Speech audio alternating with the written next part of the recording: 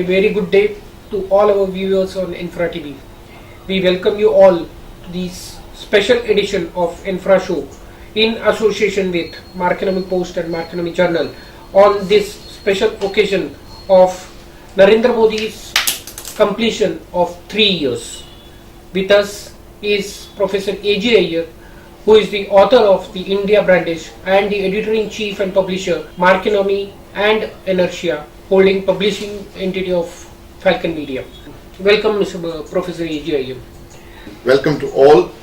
Today is a very important day on the completion of the 3 years of this government, 1095 days to be precise. Professor, Modi government has completed 3 years in office. What will be your rating to the Modi government and why? See, I would easily go for a very high first class for this government. I would put about 6.8 on a scale of 10. Okay. I'm not still going to 7 because I feel certain things are still to be done. But this is a high first class for this government, and that is my thumbs up. So for the first time, 3 years after the entire logjam and the policy paralysis period of around 10 years post the ATAL Bihari Vajpayee government, this was a 3-year period of revival, and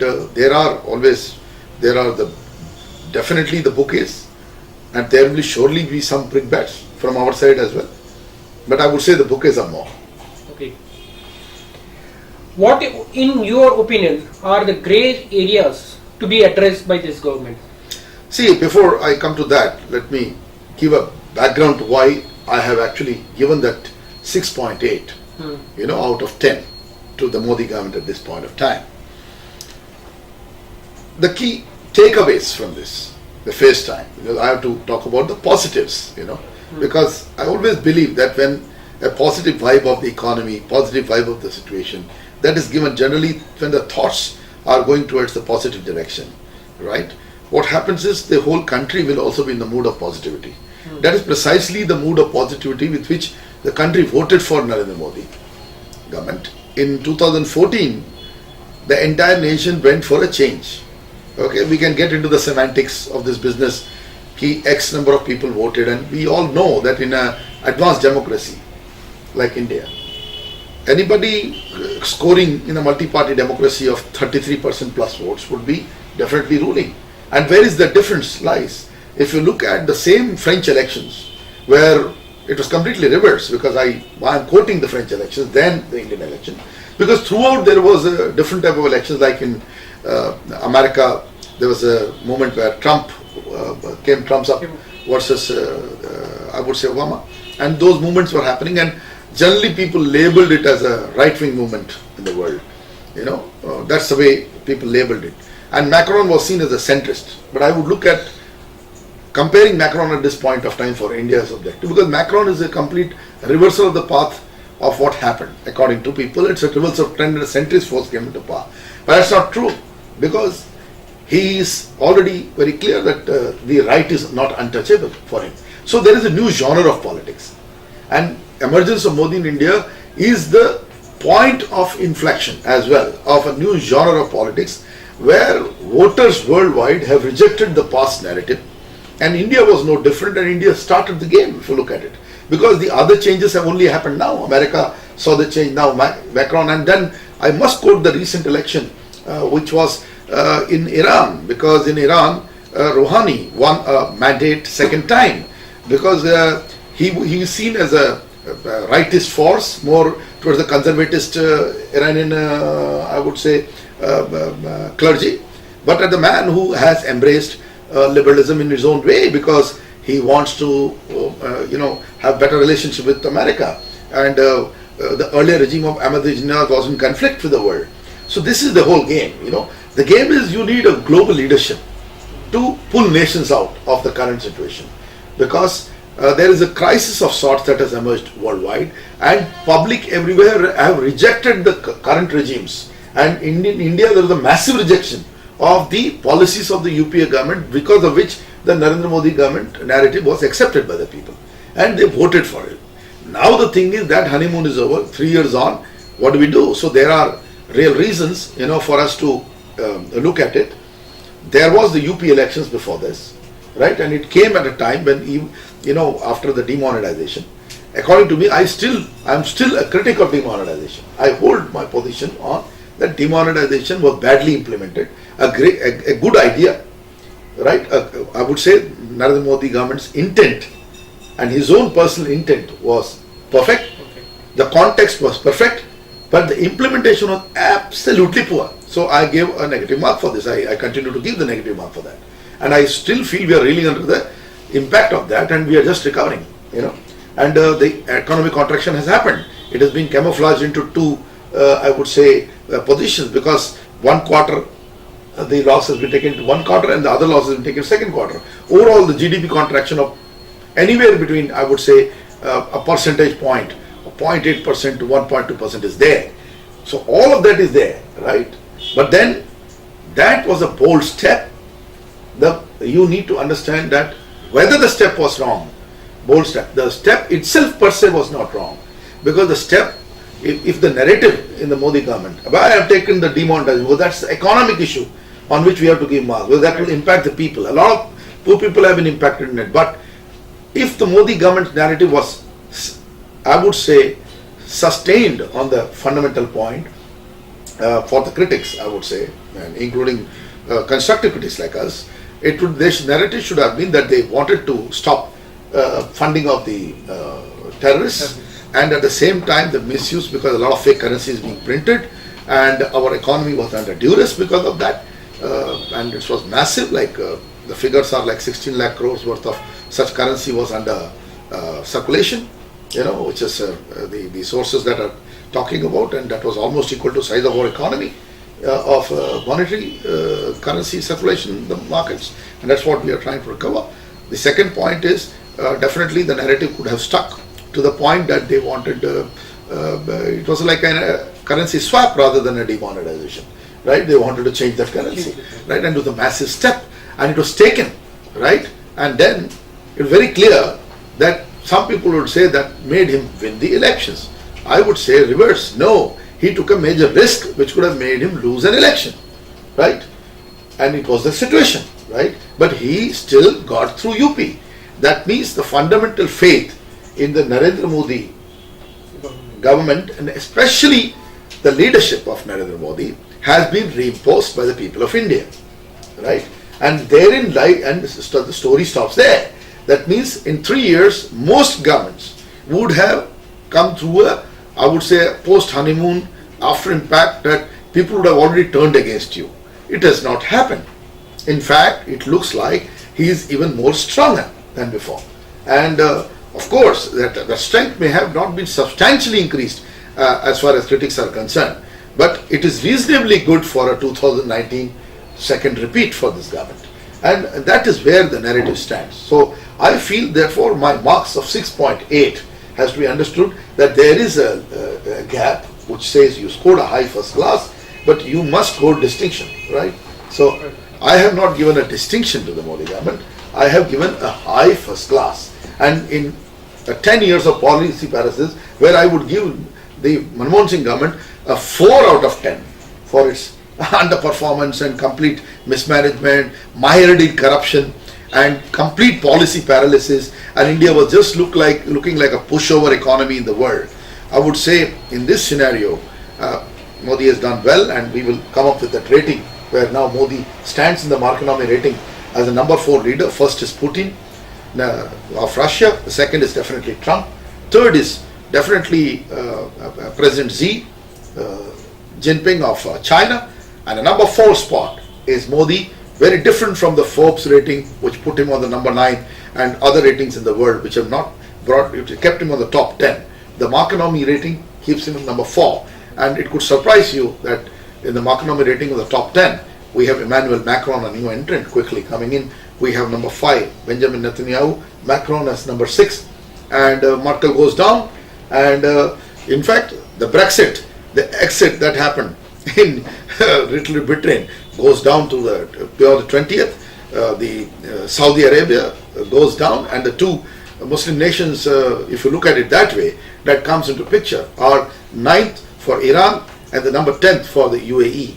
Al Nahyan, Mohammed Al Nahyan comes number 10, and Rouhani comes number 9 for Iran. So you can understand where MARKENOMY comes from and where our rating comes from, and that is what we are talking. And we're talking in this context about India and this narrative. If Modi can take this global leadership narrative to the common man and tell him that how does he benefit in it, he will see this connect over the next 2 years, because it will definitely impact India, because you are a power to be I would say to be dealt with in the world, and that I would say one more. There are many areas, but the International Court of Justice victory for to actually give a verdict on the Kulbhushan Jadhav case, Kulbhushan Jadhav case, is a very important arrival of India, where Harish Salve, the eminent lawyer, also has commented that working with this government was a very different experience, and that the Ministry of External Affairs was very open to him. So there is a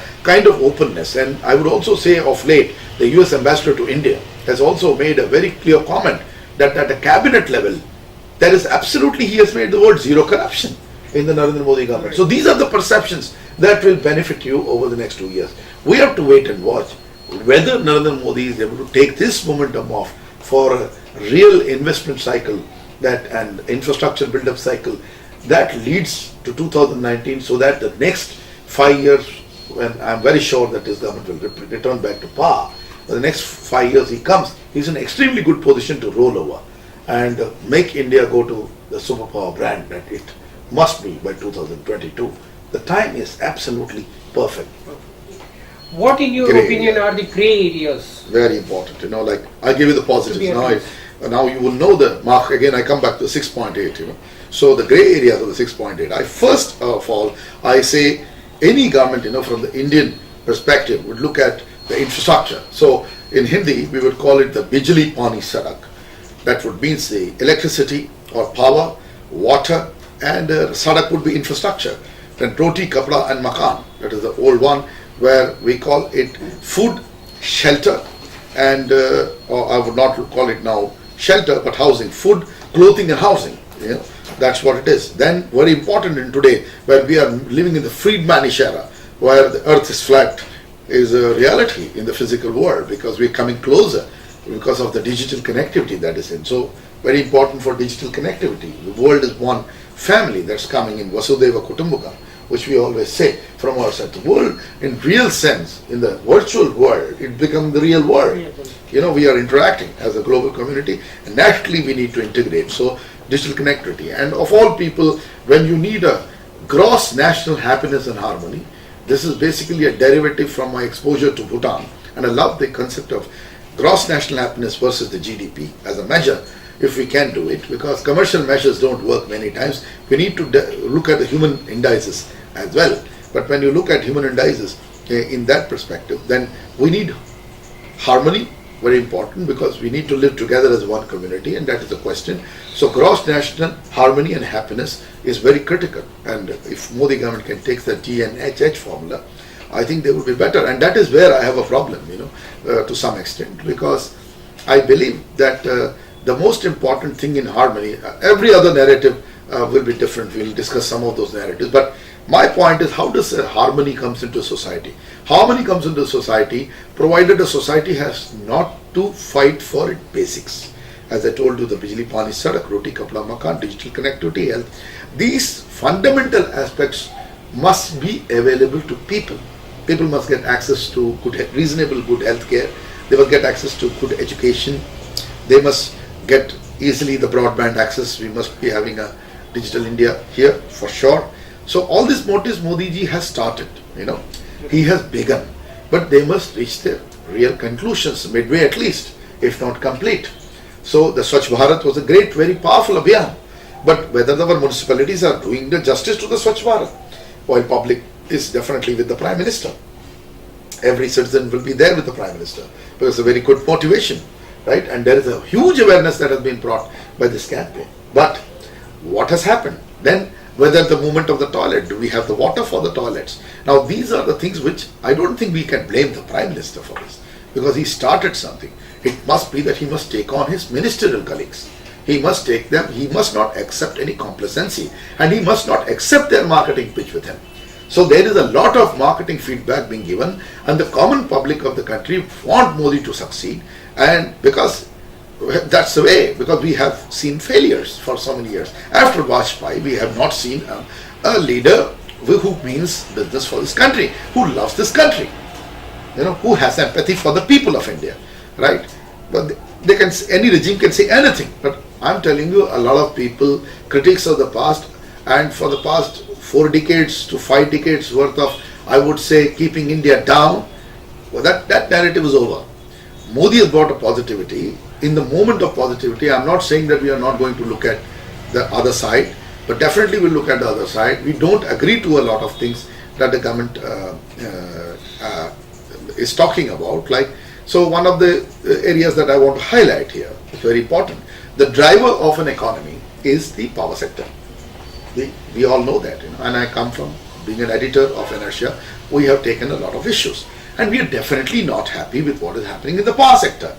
Imagine that India now, I tell you, I will give you a very interesting analysis which one of the leading demographers, from China has come up, and the demographic scene is now, we understand that according to the latest survey, the Chinese claim of 1.38 billion people has to be reduced by 90 million people, because of the simple reason that the one-child policy has been only lifted 2 years back, and there is an aging population, the demographics is bad, and China has got this problem of one child, and it's also creating problem for how many number of women to men, the male to female ratio. All these complexities have come to China. Yet, so China comes down, I understand, India must have already crossed them. That's what the demographers from China is saying. A very leading demographer is saying this. And he says that China's population will be 1.29 billion and India could be 1.33 billion. That's the official figure, that is assessment figure. It's not a survey, but it's an assessed figure at this point. So we must have already crossed China in terms of being the largest population country in the world. Could be the inflection point at this time, if you look at. Now there lies the point. So what is the access to electricity that we are giving?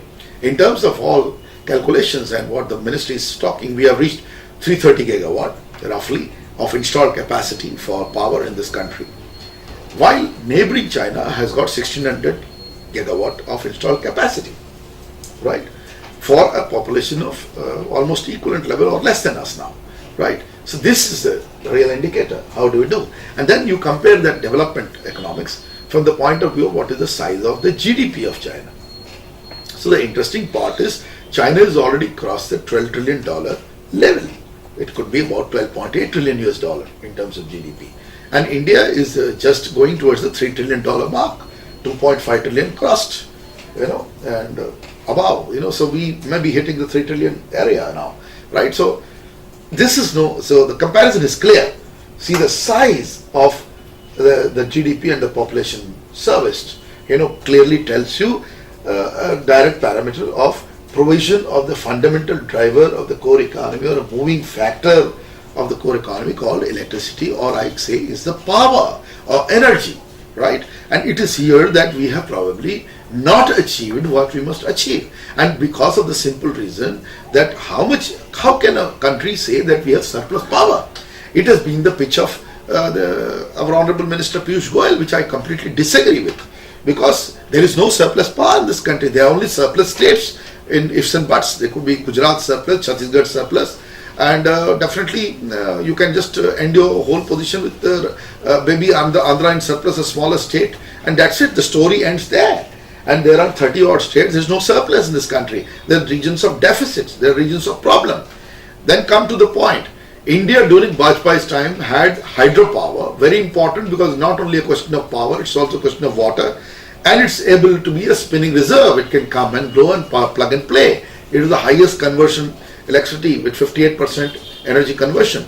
At the same time, it is also giving one more aspect, and that aspect is very critical, which is that when you have hydro in the grid, you can manage the frequency and the power quality better for the thing. So how much of damage to equipment is happening is just mind-boggling in the summers right now, right? People's ACs are conking off, people's refrigerators are going off. How much of billions of dollars of losses are because of poor quality of power and non-delivery. And imagine the power offtake of 330 gigawatt stands at 150 gigawatt or even lesser at times. So the government takes up this figure and it knows the big gap, and then they say that we have brought down the electricity shortfall to a level less than 1%, which is completely wrong, because in India many villages are still going without electricity for about 12 to 18 hours a day. Average 8 hours a day is still going on, right? They must have done the nitty-gritty, and there is a target of giving, at least talking about power for all, by 2018, but it will not be for all households. It will not be going down to the grassroots level, but that to all households will probably come by 2022. But in a general sense, that they have electrified all the thing, and all villages would stand electrified in a power for all situation, which, because the Modi government pitch is definitely for the rural economy. They say rural, everywhere we are ready to send electricity. So to that extent, it is true that it is happening compared to the previous governments, and it has happened reasonably quickly. So I would say electricity sector or the power sector is the gaping gap or wanting hole over there, and Modi government must quickly address this, and the marks are lost there. And I am very sorry to say the spokesperson after spokesperson comes and say we have achieved great in power. I am saying that's the place where you have not achieved what it must. There is a huge NPA in the power sector. There are projects are stalled, thermal projects are stalled, and now the hydro, pathetic. Now it's come to 10% of the share. By this time, the hydro share was 27.1% of the power, 27.1% of the national power generation mix. So these are hard facts and truth in the whole story. So if the truth is not seen, and if we are not addressing, for example, now the Subhanshri project, which is complete 80% in Assam, 2000 megawatt, and there is also the middle Subhanshri and others which can actually add about 4 to 5,000 megawatt onto the grid and can make Northeast a superpower, with Assam becoming the masthead of the whole game. What has happened? That project has seen no movement, and hydro has been completely neglected by the ministry headed by Mr. Piyush Goyal. So this neglect to hydro is very important to look at, and this neglect cannot continue even for a minute.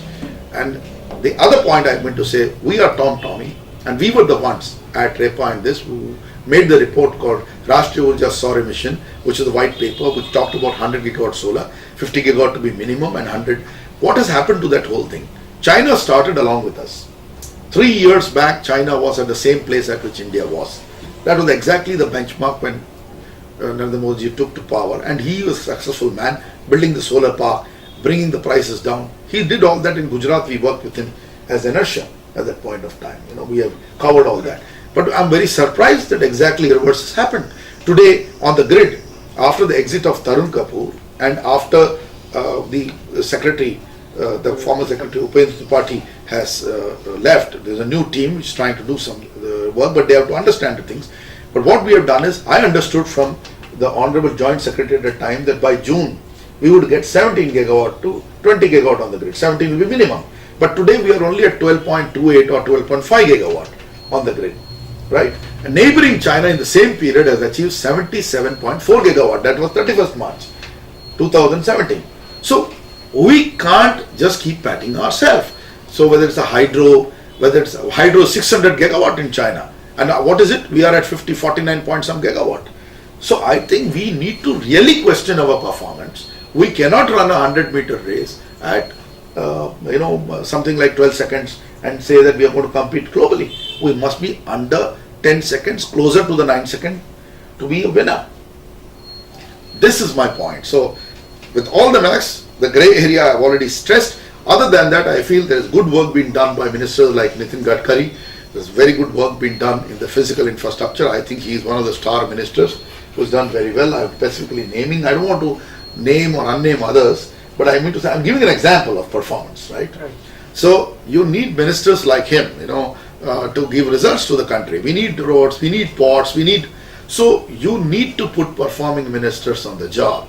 I would say I'm definitely not satisfied with the work in the finance ministry, because the implementation of demonetization, post-demonetization was completely found wanting.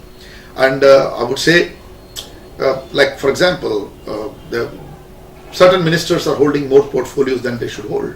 4 or 5 portfolios to one minister could be dangerous for Narendra Modi. So he has to find good people. I'll give you in a power sector. Why I come back to power? It's It's a driver of the economy. It can change the game. It's a game changer.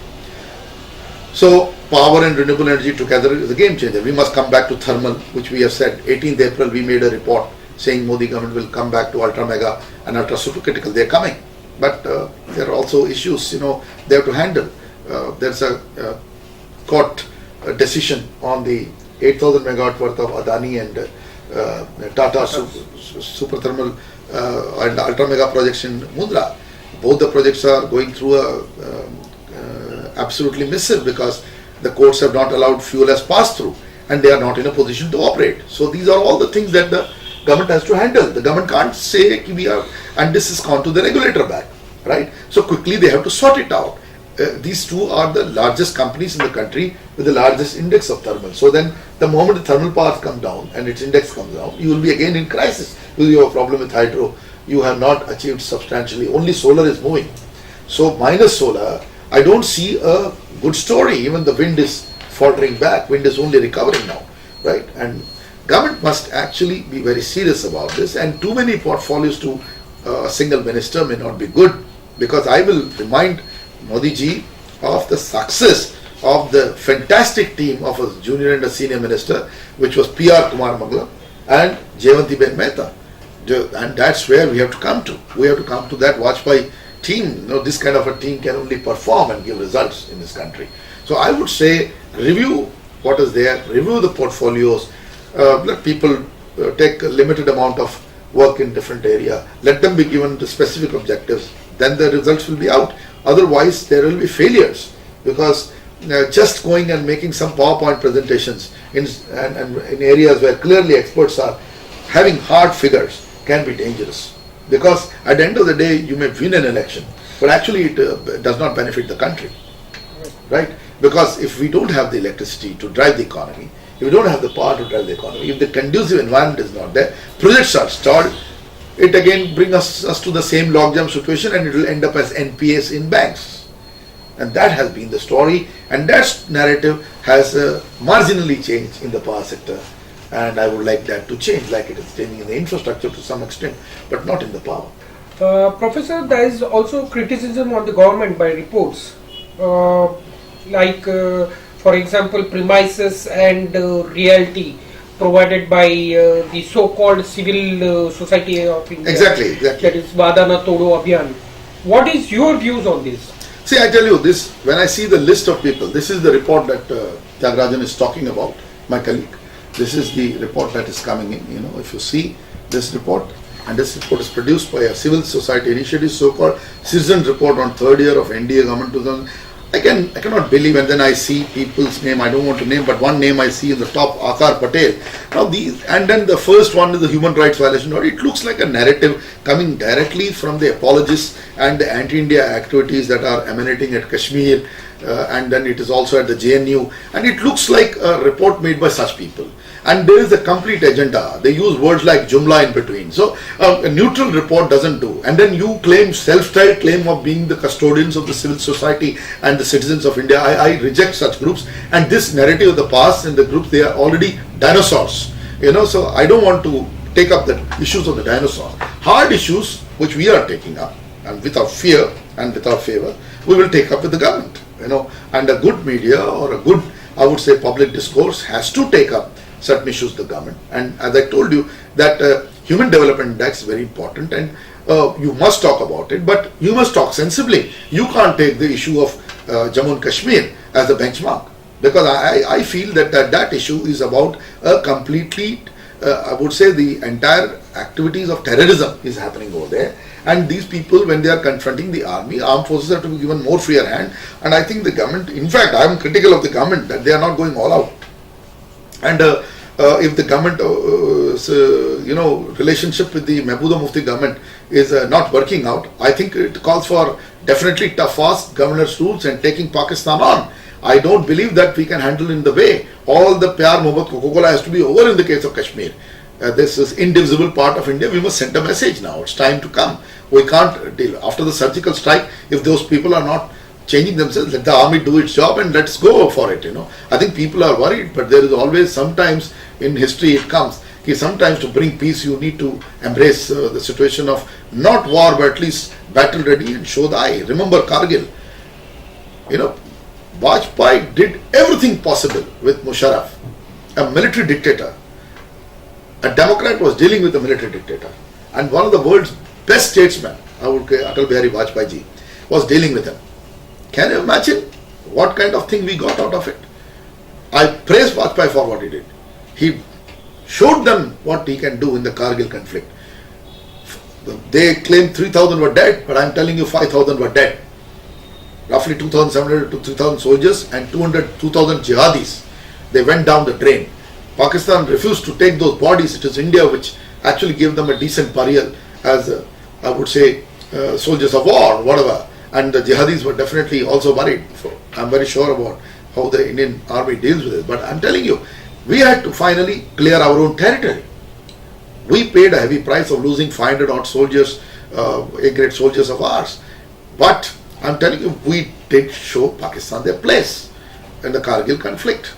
And it is not a conflict, it was a mini war, it was a war. The last one we fought with them, with Pakistan. And we can't expect them to change. They will continue to fiddle. And we can't treat these things. And then talking of human rights in a situation where the human rights of the army is not being discussed, the killing of the very young soldiers, the Kashmiri soldier who was actually killed when he was on a holiday, murdered by the terrorists, that's not being discussed. So many issues related to this are not discussed, and only a single point discourse of the apologists and I would say the narrative coming from across the border, and then the weak needs, low spinal cord politics of the local politicians of Jammu, I would not say Jammu and Kashmir, but Kashmir Valley, and in J&K. That is a very sad state of affairs, but that needs a very tough deal. I would like, Modi Sahab to remember, Lal Bahadur Shastri ji, took him 7 minutes to tell that Pakistan has to be taught a lesson. So on those issues, my view are very tough, and I don't think that here discussion will come on human rights. Discussion will first come on the human rights of our soldiers, which have been violated for several years, and the destiny of India, which has been kept hanging because of one state, and that cancer has to be removed. And if it has to be removed, then we have to definitely we have to go after the territory that is not in our command, which is the Pakistan occupied Kashmir. We have to throw them out of that. And we must tell China that China-Pakistan economic corridor is a matter of discussion with India, failing which that infrastructure is not safe, which Modi, to his credit, Narendra Modi and his government has already clearly told, and they have rejected in the Belt and Road Initiative of China and the One Belt, One Road Initiative. Already India has rejected and has not been party to it. 65 countries were there, and we know what kind of failures are happening in that. So this equation over here is a tough Prime Minister, a strong Prime Minister. Look at him in that way. And such reports, I'm sorry, they will be relegated to where they should be. Good. Professor, what is your opinion on the Honorable Prime Minister Narendra Modi's New India? As the author of the India BRANDished, the super well respected and acclaimed book, India BRANDished, that is superpowering brand India by 2022. Right. See, this was the first book that I wrote with my late brother, Prakash Iyer, who was also our executive publisher. We all know, we're indebted to Prakash for what he did. And this book is India BRANDished, superpowering brand India, if you look at it that way. So, what is the narrative? India BRANDished, superpowering brand India by 2022. And we have returned a diamond jubilee of a great democracy. So the new India, the moment he announced, he was saying that I'm not looking at 2019, I'm not looking at this, I'm looking at 2022. So the narrative has clearly come from this book in 2003, to the first edition, which was given to Vajpayee Sahab. And Vajpayee, at the time, unfortunately, they lost out and the election. But then he wrote back to us that this is a wonderful book to be implemented, and we had first time brought ideas like investment for inclusion, which was adopted by even the Manmohan Singh government as the inclusive growth. And now what you see as the Sabka Saath, Sabka Vikas is nothing but the same formula. So I'm very happy, full credit to Narendra Modi ji that he's taking the views of what are written, people, and implementing in his own fashion. He has his own right to take it forward in his own way. So full credit to him for doing that. I only hope that he can call civil society real civil society people, real, I would say, intellectuals like us who are not yes men, but we will definitely stand with him. We are not going to say always yes, but we will definitely say wherever we have to say no, we'll say no. But we are very sure that we will definitely appreciate when the government does the right thing. So, irrespective of whichever government comes, in future also any other government comes, we have nothing. But I am saying that governments must not fail its citizens, that's for sure. But then when we say that we had a rider, there is no right for any other group which has actually lost and their agenda is there and they are coming with an agenda of destabilizing the government. That is also very dangerous. So I would say you have a Prime Minister here. I don't think anybody should have any doubts about that. That Narendra Modi is our Prime Minister. Yes. I am very clear on this point. Narendra Damodar Das Modi is the Prime Minister of India. It is definitely our, I would say, pride, our, I would say, honor, and we would not like our Prime Minister to be shown in any poor light or a negative manner. And for that matter, if anybody wants to call anybody a bhakt or anything, we are no bhakts. We don't agree with him on everything, right? But when we disagree with him, we have to disagree. But do we disrespect a Prime Minister? That is the worst part. You can't, right? So therefore, if you had equal respect for Manmohan Singh, then better have good respect and decent respect for our Prime Minister. He is the Prime Minister of India. So that is my contention with all the other critics, because the critics of democracy must be real critics. They must not have agendas. They must not have personal agendas. So I am seeing the personal agendas not ended. They're coming via Gujarat. They still continue to talk about riots and all those kind of things, and they always take up situations of the past. In Hindi they say Gade Murde Ukharna. That means they are actually digging the old graves and finding the skulls out and the skeletons out and then saying these skeletons are lying there. It's unfortunate, because there is a new India narrative for sure. I'm very convinced that the new India is to make India superpower. 2022 is the 75th year of India. India brandished superpower, and Brand India says that it has got enough. Modi Sahab will take all that, I'm very sure, and definitely add his own. He's a Prime Minister. He will take it forward in his own style. He's got his own style, full right for him to take it in his own way. With 2 years, that is 730 days to go for the Prime Ministership's next election, what is our advice to this government? My advice to Narendra Modi ji is be tough first across your own people. Your own ministers must be taken out where the performance is not there. Public gets fed up with that only. Public gets frustration from only one point, that they love a Prime Minister. They love the leadership. They are with you, in thick and thin. They will vote for you. They will criticize you, yet vote for you. People like me will continue to criticize where it is required, appreciate where it is required, but always come back to a good Prime Minister's delivery. And will even vote for you, it's so crazy. And this will keep happening, because it is very clear that we need to give this Prime Minister a chance again, for sure. And that's my take. I do not know what is going to happen in 2019, but my own sixth sense and gut says he is our next Prime Minister. Like I predicted in August 2013, when Modi ji, in the Markenomy, we had written on the cover, when Modi ji was not even selected as a candidate. That time he had said that he is your next Prime Minister. People went after our Markenomy and said, come on, how can you write like this? How can you make? We had our analysis, we had our position. And I continue to say 2019, he will get a second term, for sure. But my problem is, we must know that Manmohan Singh government got 10 years, right? I will say, go back to two regimes. One is Vajpayee regime, one is even the Narasimha Rao regime of the Congress. The work done in the Narasimha Rao after opening of the Congress 1991 is second to none. In fact, immediately after Vajpayee, across our book on the best Prime Ministers, where we wrote the book on ATAL SHASTRA, where we rated the best Prime Minister, my second best Prime Minister at that point of time, where it does not compare with Modi ji's work at this point of time. We did not. We only compared Prime Minister until Manmohan Singh, right? So, even in 5 years, people can do wonders. And that too with a coalition government. Vajpayee ji had 24 party coalition. Look at what it did. The Golden Quadrilateral. It is not only a starting point, it is the pillar of strength on which is moving today. On this day, Modi ji has actually inaugurated that bridge in Assam, right, which is close to the 100 meters, within 100 kilometers of the Chinese border. Again, when you look at Golden, who was the Mantri? It was same Nitin Gadkari. So that the same set of people are available to you. So it is a very good position, because I would say what he did with Golden Quadrilateral is he opened up, Vajpayee ji opened up the choked arteries of India, and he gave, even in the book we have clearly said that digital revolution also in a way was up by Vajpayee ji, and Vajpayee was very clear, like he took forward Lal Bahadur Shastri's I would say theme, which was Jai Jawan Jai Kisan, unhone Jai Vigyan laya. So basically, and today we give all lip service to Atal ji, but we better, instead of the innovation mission be real, the future will be real. He was the guru of Narendra Modi ji, surely, and the Shishya will be also doing fantastic, and I'm very sure that he will do even better. So that's my point. So I say it's a moment of history.